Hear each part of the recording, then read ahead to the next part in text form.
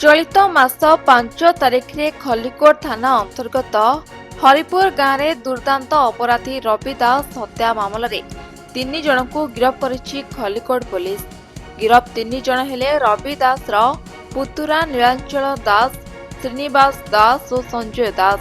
गत 10 वर्ष धरी बेआईन मद व्यवसाय चलिथिबा बेले उभयଙ୍କ ମଧ୍ୟରେ व्यवसाय को नहीं शत्रुता सृष्टि होइतला।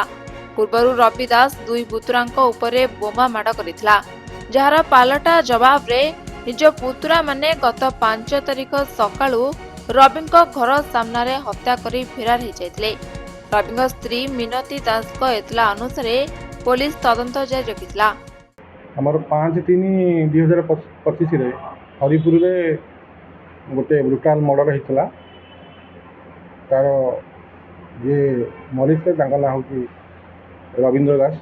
तांको पुतुरा माने पूर्व शत्रुता को केंद्र करी तापरे बम पकई आउ खंडा काटी द्वारा मुंड को नृशंस भाव में हाणी तार बुलेट आउ तार मोबाइल नहीं कि फेरार हो जाते। ये घटना है परे आमर आईआईसी एसपी सार डायरेक्शन रे आईआईसी मो आउ खलिकोटर समस्त स्टाफ माने आम घटनास्थल को जाइकी बॉडी की प्रथम पठेलु पोस्टमार्टम पाई।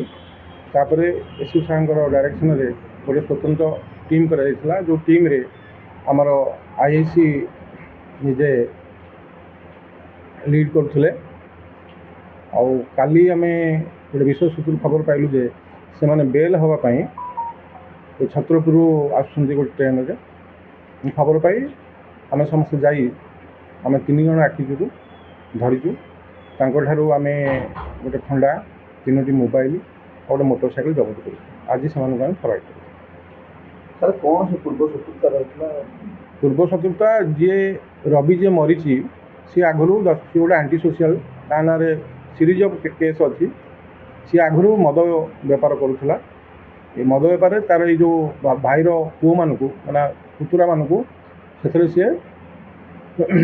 ताकू लगौला मद बेपार तापर आउ से लाइन शेयर सब नहीं जाऊला, जहाँफल पुतुरा मैंने राग रखिले। तो रवि दास कौन कला रागिकी पुतुरा उपरे बम पकेला, जहाँफल गोटे पुतुरार गढ़ भी नष्ट हो जाए।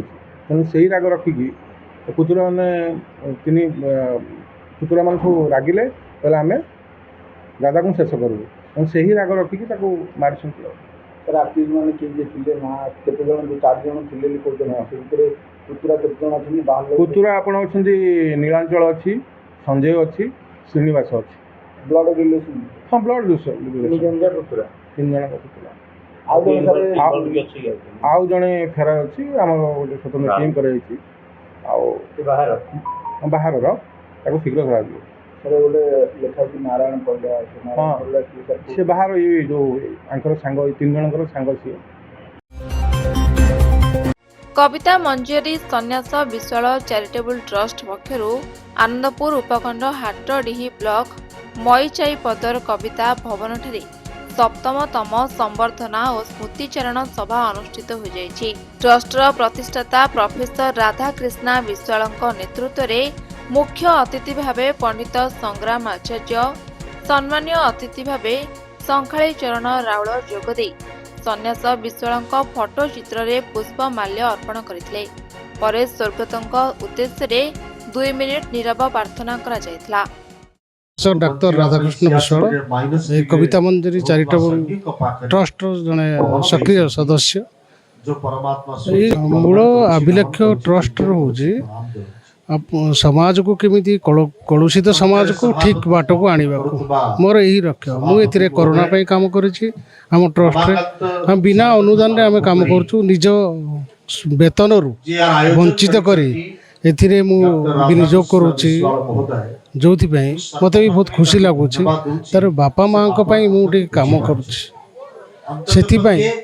मु निज को बहुत खुशी मन कर। ट्रस्ट आगु पितामाता काम कर साधारण लोक कोरोना रे दिखाई फली हुडु हुडु जो जिते बात्या काल भी ट्रस्ट जी स्वल्प समय जी पारे बिना अनुदान रे मु बंचाई रखी ମୁଁ ଚାହୁଁଛି ସମାଜ ସୁଧୁରି ଯାଉ ଠିକ ରାସ୍ତାକୁ ଆସୁ ଏହା ହେଉଛି ମୋର ମୂଳ ଲକ୍ଷ୍ୟ ଏଟାର ହେଉଛି ଲକ୍ଷ୍ୟ ଆଉ କୌଣସି ଏଜୁକେସନ୍ ସଂସ୍ଥା କରି ବା କୌଣସି ଇଏ କରିବି ବା କୌଣସି ଇନକମ୍ କରିବା ମୋର ଏହାର ଉଦ୍ଦେଶ୍ୟ ନୁହେଁ ଟ୍ରଷ୍ଟର ଲକ୍ଷ୍ୟ।